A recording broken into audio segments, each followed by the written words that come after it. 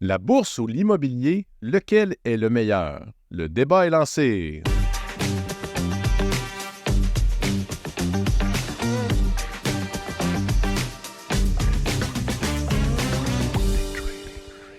Salut mes chers passionnés de l'abondance et des marchés. J'espère que la vie est bonne pour vous, tout comme elle l'est pour moi. Aujourd'hui, on va s'amuser un petit peu, mais pour pas dire on va vraiment s'amuser, en tout cas c'est ça le but. On va faire un jeu.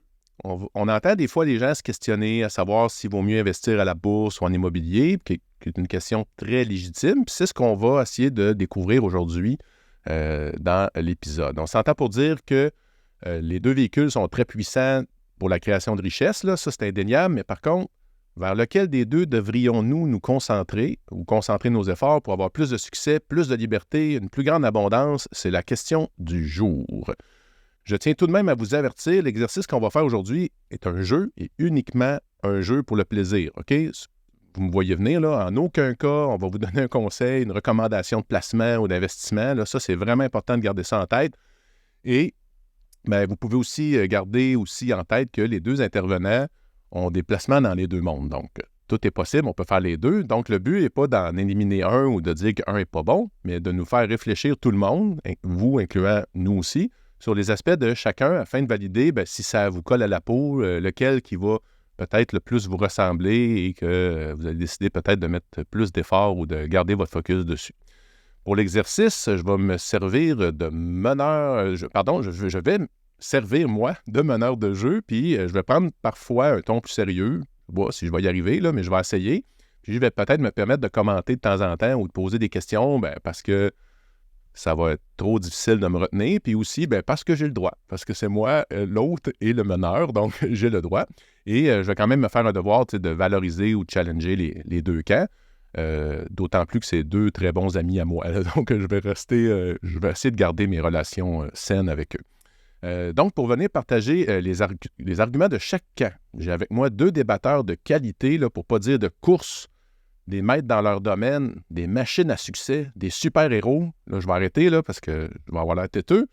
En premier lieu, partisan de la bourse, on est habitué à lui. Il est spécialiste des marchés boursiers, trader actif depuis près de 30 ans et créateur de la communauté Day Trading. J'ai nommé M. François Joly-Dubois. Comment vous portez-vous, M. Dubois? Ça va super bien. La bourse, c'est la vie.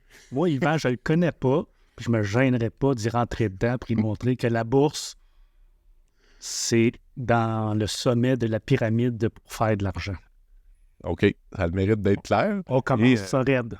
Quand François dit c'est la vie, il l'a même, se l'est tatoué sur le corps récemment. Yes, Wall Street.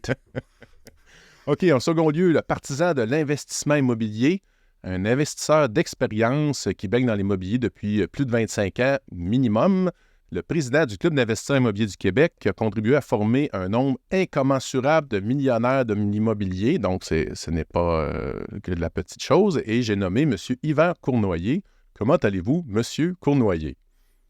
Très, très bien. Hey, merci beaucoup de m'accueillir dans votre univers. J'ai souvent écouté, dans le fond, vos épisodes, mais là, je me ramasse avec vous. C'est super intéressant. Et je vous dirais que l'immobilier, là, c'est la vie éternelle parce que c'est un besoin essentiel qui va toujours rester. Bon. C'est commencé, donc c'est super. On va avoir une belle dynamique. On a prédéterminé 9 aspects, 9 sujets pour la discussion qu'on va essayer de couvrir un à un en essayant de rester dans le sujet pour après passer à l'autre. On prend le temps qu'il faut, il n'y a pas de problème. On essaye aussi de ne pas trop se couper, là, pas faire trop comme certains politiciens dans les débats des chefs. Donc, on va essayer de rester quand même courtois. Et je vais tenter de garder le contrôle de tout ça. Donc, et on le fait dans le respect de tous et de leur opinion. Alors, vous êtes prêts, messieurs? On se lance tout de suite? Yes. C'est parti. Donc, premier sujet, les connaissances requises. Donc, entre l'immobilier et la bourse, lequel des deux, selon vous, demande plus de connaissances? Je commence avec Yvan. Bien, ça dépend quel genre d'investisseur qu'on veut être. Si on veut être un investisseur passif en immobilier, on n'a pas besoin de connaissances. On peut dire, j'ai de l'argent à investir, je m'associe avec quelqu'un qui va trouver un deal, une belle transaction, et je mets mon argent dans la compagnie ou dans la transaction, puis j'ai un revenu passif et j'ai besoin d'aucune connaissance dans ce cas-là. C'est sûr que si on est investisseur actif, évidemment, il faut se former, il faut apprendre à découvrir son secteur, il faut apprendre des techniques de recherche, d'analyse. Donc, actif, en tant qu'investisseur, ça prend des connaissances, mais passif, on a zéro connaissance requise. Donc, ça a un bel avantage. Là, j'ai une question tout de suite, Yvan. Mettons, je suis un investisseur passif. Ce serait pas mieux d'avoir quand même quelques notions pour ne pas se faire avoir? Oui, ça pourrait être bien, ça pourrait être bien, effectivement. Là, y avait-tu une parenthèse ou pas? Non, c'est une question valide. Okay. Donc, oui, ce serait sage quand même de se former malgré tout pour être sûr que la personne avec qui on va investir fait un bon achat. Fait que ça prend des connaissances de base, si on veut, mais ce n'est pas une obligation. C'est ça. François, ton opinion de ça? Colin, je pensais que ça allait commencer raide, mais là-dessus, je rejoins la bourse, ça rejoint très bien ce que Yvan a dit. Quand on est un investisseur passif, on achète tout simplement des FNB, des titres de qualité, puis généralement, les titres montent, des FNB qui ont fait leur preuve là, sur 10, 15, 20 ans, qui rapportent entre 5 et 10 % par année, puis on collecte les dividendes, puis on profite de la hausse générale des marchés. Donc, quand on est passif, c'est relativement facile. Un peu pour rejoindre Yvan aussi, ça prend certaines connaissances. Il faut savoir un peu dans quoi qu'on investit, mais ça prend pas des grosses connaissances. Ça prend peut-être un peu de l'argent comme un investisseur passif dans l'immobilier. Ça prend de l'argent pour placer pour le long terme et puis on attend que ça monte. Puis si on est un investisseur un peu plus agressif, plus actif, évidemment, il faut se former, que ce soit l'immobilier ou la bourse. D'après moi, il faut avoir les connaissances requises. Donc, il faut savoir quelle sorte de titre qu'on achète. Il faut savoir lire des états financiers. Mais sinon, on peut garder ça simple. On investit dans des fonds négociés en bourse. En passant, ce n'est pas des recommandations d'achat qu'on fait ici. Il faut faire notre disclosure. Mais bref, il y en a pour tous les goûts, comme l'immobilier, actif ou passif. Évidemment, quand j'imagine que c'est comme ça si on est un peu plus actif dans l'immobilier, Yvan pourra confirmer, mais si on est un peu plus actif, évidemment qu'il y a plus d'argent à faire, mais un peu comme dans n'importe quoi, il faut travailler pour. Là. C'est excellent. J'ai quand même une proposition à faire pour la suite des choses. C'est que moi, j'aimerais bien qu'on se mette dans le chapeau des investisseurs actifs. Parce que ça va être... Sinon, à chaque question, on va pouvoir dire bon, si je suis passif, tu sais, ça va. Parce que oui, effectivement, si on n'est pas passif, même à la bourse, on donne notre argent à un conseiller en placement qui place pour nous. On peut laisser tout ça sur le pilote automatique, mais pour le bien de la cause, qu'est-ce que vous en pensez? Est-ce que ça vous va? C'est bon. Super, super. On s'adapte. Et nous, c'est ton show. Hein? C'est ça, puis c'est la première fois qu'on fait ça. Donc, oui. On a le droit de s'adapter, effectivement. Donc, on continue avec parce que là, le temps requis, est-ce que ça demande plus de temps pour investir à la bourse ou pour investir en immobilier? On y va avec François, tiens, vu qu'on a commencé avec Yvan attendre. Yes, le temps requis. Étant un investisseur à la bourse actif, ça prend du temps. Ça prend des connaissances. Il faut faire nos devoirs. Oui, ça prend du temps. C'est on peut dire, pour les day traders, ceux qui sont vraiment actifs, je dirais que c'est comme un métier. Il faut mettre plusieurs heures par jour. Il faut faire des études. Donc oui, ça prend beaucoup de temps. Et le pendant pour l'immobilier, Yvan? Moi, je pense que là, l'immobilier va gagner un point parce qu'on peut, une fois qu'on a acquéri notre immeuble, on peut le donner en gestion. Donc, on peut donner ça à quelqu'un qui va gérer notre immeuble, puis on ne met plus de temps. Donc, on est en revenu passif récurrent. Ça, c'est une façon. Par contre, si on fait des flips, là, ça va être exigeant. Il va falloir qu'on mette la main à la pâte à chaque transaction. Il faut la trouver, il faut la gérer, il faut s'en occuper, il faut la revendre. Donc, c'est actif dans les deux cas. On est un investisseur actif, mais si c'est des flips, encore plus actif, si c'est un immeuble à revenu qu'on garde à long terme, on le donne en gestion, ou si on le gère nous-mêmes, c'est pas très prenant. Beaucoup d'automatisation possible, les retraits automatiques à tous les mois, les rapports peuvent se faire avec des différents outils de gestion. Donc, très, très peu de temps une fois qu'on l'a acquéri l'immeuble. Oui, mais là, Yvan, là, voyons. Avec la nouvelle loi, là, les flips, là, il faut attendre 1 an. Dépendamment si c'est en compagnie ou c'est personnel. Moi, mon chum, là, tu parles de personnel. C'est ça. Là, tu parles d'un point de vue fiscal, mais là, on parle de temps requis. La loi ne change rien au temps. Ça change de quoi à la fiscalité, mais ça ne change pas rien au temps qu'on met. OK, effectivement. Je vais te repogner plus loin. C'est bien essayé. Mais ce que je retiens, moi, c'est que dans le fond, dans les deux cas, il y a du temps à mettre avant. Parce que pour l'immobilier, ben, c'est beau de dire je vais te donner un immeuble à gestion, mais si tu le payes super cher puis il n'y a pas de cash flow, ben, il y a un coût qui vient avec ça. Mais Puis en investissement immobilier, à la bourse, ben, tu as des devoirs à faire avant de commencer à trader. Il faut que tu saches qu'est-ce que tu fais. Donc, c'est comme ça que je le perçois. Le temps se fait beaucoup avant. Mais après ça, comme François dit, si on est un day trader, ben là, c'est vraiment, tu passes des heures. Le plus tu passes d'heures devant tes écrans, le plus que tu peux dire que tu es un day trader. Là. Fait qu'effectivement. J'avoue, l'immobilier, 1-0 Yvan, ça prend plus de temps à faire mon travail, je crois, que Mais quelqu'un l'immobilier qui quand fait même du swing actif. trading, En fait, je fais un parallèle entre le swing trading et les flips. Il faut être quand même assez actif au quotidien. Ouais. Et quelqu'un qui va acheter à la Warren Buffett, qui va acheter pour le long terme, ben, c'est comme acheter un immeuble qu'on garde à long terme. Dans les deux cas, je pense qu'il peut être très actif au quotidien comme on peut être très passif. Excellent. On continue. En troisième lieu, le capital nécessaire. Donc, on entend toutes sortes de choses sur l'immobilier, acheter sans comptant, on entend ça des fois un peu partout. Donc on y va qui va. Est-ce que ça prend du capital pour investir, surtout en 2023? Hein? En théorie, ça prend 20 par les temps qui courent, les immeubles sont quand même relativement chers et puis il faut mettre plus que 20 mais encore là, ça dépend du type d'immeuble parce que ceux qui débutent en immobilier peuvent s'acheter une maison avec 5 de mise de fonds seulement. Et en plus, ils pourraient prendre ce qu'on appelle la remise en espèces de l'institution financière et puis de récupérer 7 du prêt que l'institution fait. Donc, on pourrait acheter sans comptant un petit immeuble quand on débute. Acheter sans comptant, quand on achète des plus gros immeubles, le défi actuellement, il est plus grave vu que les taux d'intérêt ont augmenté et les prêts ont diminué. Mais encore là, si c'est à l'associé qui met le cash, ben nous, on se ramasse avec 0 d'investi. On fait un rendement infini. On touche peut-être 50 de la plus-value, 50 du cash flow, 50 de la capitalisation du prêt, 50 du profit à l'achat sans avoir mis d'argent. Donc, à la limite, on achète sans cash, effectivement, en immobilier. Si on y voit savoir les règles des banques, ben, il faut mettre le 20 puis par les temps qui courent, c'est peut-être 25, 30, 40, 50 qu'il faut mettre si on met le notre argent.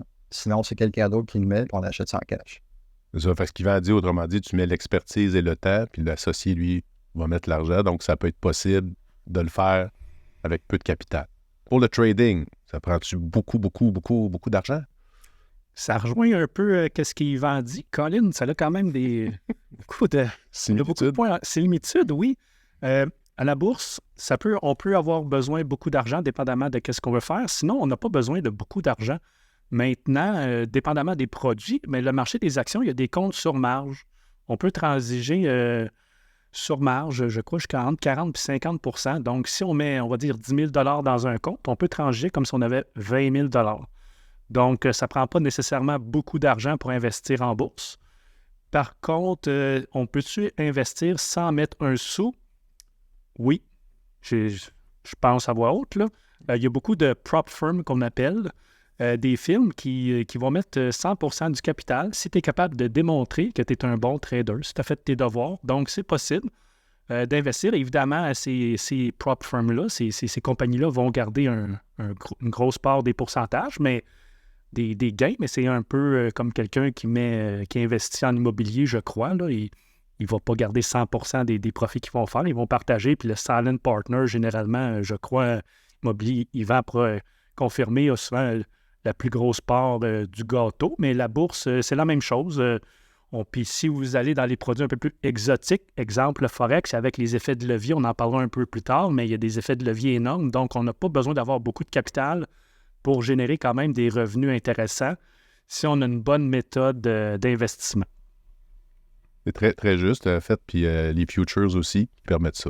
Oui. Je rajoute des points, mais je suis rendu des deux bords. Donc, oui, Ben. Donc, on pourrait, François, je comprends bien, acheter, mettons, pour 2 millions d'actions sans mettre le 2 millions. C'est quoi, à quelle hauteur qu'on va être capable d'aller faire du levier? Là? Parce qu'un immeuble à 2 millions en immobilier, c'est pas rare, mais on peut aller à quelle hauteur? Bien, dépendamment si on transige des titres de qualité, des grosses capitalisations, exemple Facebook, Amazon, Apple, marché canadien, on va dire Dollarama, Métro. Si on a un compte marge, et puis si le compte marge, on va dire, on va faire un chiffron, c'est entre 40 et 60 %, mais mettons qu'on le met à 50 %, effectivement, on peut acheter 2 millions de valeur de Facebook avec seulement 1 million dans le compte. Donc, comparativement à l'immobilier, là, je crois que tantôt tu parlais de 25 %. De ce côté-là, c'est peut-être mieux c'est peut-être mieux le côté immobilier, mais il y a d'autres produits que... Tantôt, tu parlais de les taux d'intérêt qui bougent ou il faut mettre un peu plus de capital. Tu parles, ça tourne aux alentours de 25 %. La bourse, c'est la même chose. Dépendamment des produits, les marges peuvent changer. Comme ces temps-ci, avec qu'est-ce qui se passe au Moyen-Orient, la guerre, les marges ont beaucoup augmenté pour le contrat à terme du pétrole. Donc, avant, on va dire, exemple, ça prenait 10 000 pour acheter un contrat de pétrole pour faire bouger, on va dire, 100 000 de pétrole. Donc, pour 100 000, ça prenait 10 000 de marge. Mais bref, on va dire 10 % Maintenant, la marge est rendue, je crois, à 18 ou 20 000 canadiens. Donc, c'est rendu à 20 % de marge pour faire bouger 100 000. Donc, il y a quand même quelque chose qui ressemble aux similitudes avec le marché des immeubles. Les banques qui font un peu qu'est-ce qu'ils veulent. Hein. Les banques, c'est un peu comme nos courtiers. Hein.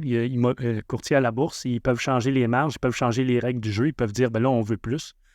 Donc, capital nécessaire, dépendamment si la banque en veut plus ou si notre courtier en veut plus, des fois, il va falloir avoir un peu plus d'argent, mais bref, un peu comme l'immobilier, on peut investir à la bourse avec pas beaucoup d'argent. Ben, quand l'exemple t'a donné sur le Forex, là, c'est sûr, moi, je t'ai un peu vendu ça, mais c'est comme à peu près 5 % de mise de fonds, l'équivalent. Pour investir le Forex, peu importe la grosseur que tu veux faire de tes lots. Là. Bon, fait que si on parle de Forex, mettons 5 %, c'est pas gros, là, versus... Au Canada, parce que dans d'autres pays, c'est démesuré. C'est ça. Fait que bref, comparé à l'immobilier, tu sais, le Forex, là, on compare des pommes avec des oranges, là, mais si on parle juste de capital nécessaire pour le Forex, on a besoin de beaucoup moins d'argent pour générer quand même des revenus intéressants. Oui, Yvan? Quelque chose qui me brûlait les lèvres depuis tantôt. François a parlé de banques, de faire affaire avec des banques, mais dans l'immobilier, on a des prêteurs privés qui, à la limite, vont financer à 100 % vos acquisitions. Fait que si on démontre aux prêteurs qu'on a une belle transaction, il a confiance en nous, il peut nous financer à 100 % même les travaux qui sont à faire sur la propriété. Fait que ça, c'est une belle option. Je sais pas. Puis c'est quoi sa cote là-dessus? Mettons, on prend les prop firms, le même exemple, ils vont financer à 100 % mais ils peuvent prendre genre 80 % des profits. Puis ça peut diminuer. Ils vont travailler en taux d'intérêt. Ils vont dire, je te prête 800 000 pour ton projet, mais j'ai un taux d'intérêt de 15 % par année.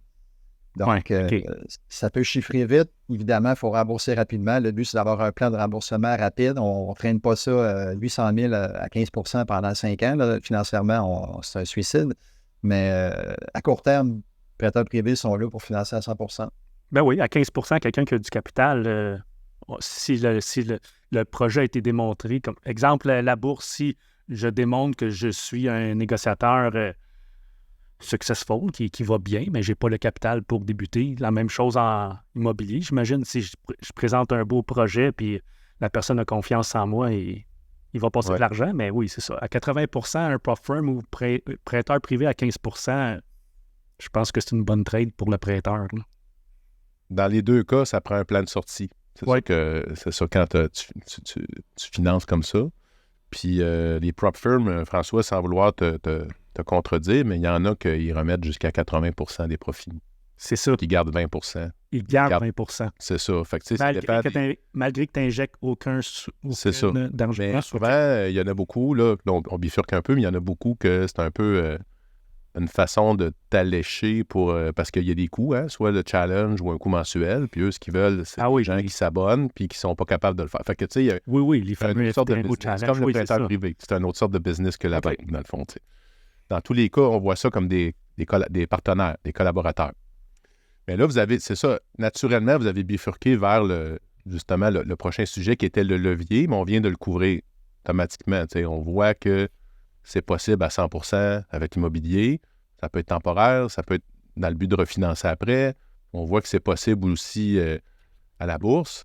Puis, on a eu 3 épisodes dans le passé qu'on parlait de ça, emprunter pour investir, parce que techniquement, tu pourrais, si tu as une marge de crédit, t'empruntes puis tu t'en vas le placer. Là. Mais là, on avertit les gens, écoutez les épisodes, très dangereux, OK, c'est extrême, mais tout est possible, autrement dit. Donc, quelqu'un qui veut et qui a décidé qu'il le fait, il n'y en a pas de limite d'un bord puis de l'autre. Fait que là, tu sais, on essayait que ça soit un débat, mais ça ressemble quasiment plus à informatif, mais c'est super intéressant. Donc, on continue. On est rendu au 5e point. Le risque. Quel est le risque en immobilier, mon cher Yvan? En fait, en immobilier, c'est quand même assez risqué, il faut se l'avouer, malgré que les rendements sont élevés. En immobilier, des rendements de 20-30 %, c'est pas rare. Tantôt, François parlait de 10 %, mais en immobilier, atteindre 30 %, c'est pas rare. Donc, vu que des rendements plus élevés, les risques, tant qu'à moi, sont plus grands. Là, je vais peut-être donner un peu de points vers la bourse, parce qu'en immobilier, il y a un bâtiment qu'il faut entretenir. Fait qu'on achète un immeuble, puis c'est physique, hein? À la bourse, il n'y a rien de physique. Donc, l'immeuble, il peut avoir une toiture qui va être due dans 5 ans. Il peut avoir des réparations surprises. Par contre, on peut acheter du neuf. Fait qu'on peut avoir une stratégie de dire, moi, je m'en vais dans le neuf. Et là, je mets de côté, dans le fond, les réparations surprises et les réparations majeures à court terme. Donc, aller dans le neuf, ça peut être une façon de contrer ce risque-là. Et aussi, on peut faire des inspections au bâtiment quand on achète l'usager pour s'assurer qu'on achète de quoi en meilleur état possible. Donc, plusieurs risques. Là, je ne sais pas si on les passe un par un ou Oui. pas. Ouais, mais là, moi, tu sais, avoir des clients, avoir des locataires, me faire appeler à Noël parce que ma plomberie pète, aller au TAL, puis là, je peux pas le mettre dehors comme que je veux. Faut attendre 3 mois. Là, je perds de l'argent parce que je suis pas capable de collecter les chèques. Le gars change les serrures. Peine trop de risques là-dedans. Non, peut-être, mais moi, le 30 % de rendement, moi, je l'aime bien. Et on a le luxe de choisir quand même qui on va mettre dans notre immeuble. C'est sûr, quand on achète l'immeuble, les locataires sont en place, on vit avec. Arrête. On a le droit de choisir nos locataires. Là, ça fait de la discrimination. Là, ça, c'est illégal, non? C'est illégal? Non, ce n'est pas illégal. Non. Il faudrait que tu nous sortes l'article de loi qui dit... quel article de loi qui nous dit que c'est légal? Je serais curieux de savoir ça. On jase, mais on peut pas... quelqu'un qui arrive chez nous, puis parce qu'on dit qu'il n'y a pas une bonne job, puis capacité de payer ton loyer, puis parce que j'aime pas la face, mettons, je te dis non. Tu peux pas lui dire je t'aime pas la face. Tu peux pas lui dire non parce que tu n'aimes pas la face, parce que son orientation sexuelle ou sa religion, mais tu peux le discarter parce qu'il n'y a pas la capacité de rembourser, dans le fond, à payer son loyer. Okay. On peut avoir 4-5 locataires aussi, parce qu'on a toujours 4-5 locataires à aller voir, dans le fond, à rencontrer, puis on va choisir la meilleure parmi les 5. Et surtout, de ce temps-ci, en 2023, je pense qu'il y a un line-up pour les logements. Là. On voit qu'il y a une pénurie de logements un peu partout. Fait que je te l'accorde là-dessus. On peut choisir un peu. Et on peut aussi faire un plumitif sur la personne pour voir ses antécédents. On peut sortir de son bureau de crédit pour voir s'il gère bien ses dettes. On peut donc faire des démarches pour être sûr qu'on a un bon locataire qui est en capacité de payer. Donc, ça, c'est un autre point. Puis, tu parlais de déboucher des toilettes, tout ça. Moi, ça ne m'est jamais arrivé. Puis, je connais une seule personne, c'est arrivé parmi toutes les dizaines de milliers de membres au club. Là, une seule personne a débouché des toilettes. Fait que ça, c'est un mythe. On va en parler plus tard. Capitaine. Oui, master. Capitaine bonhomme. Oui.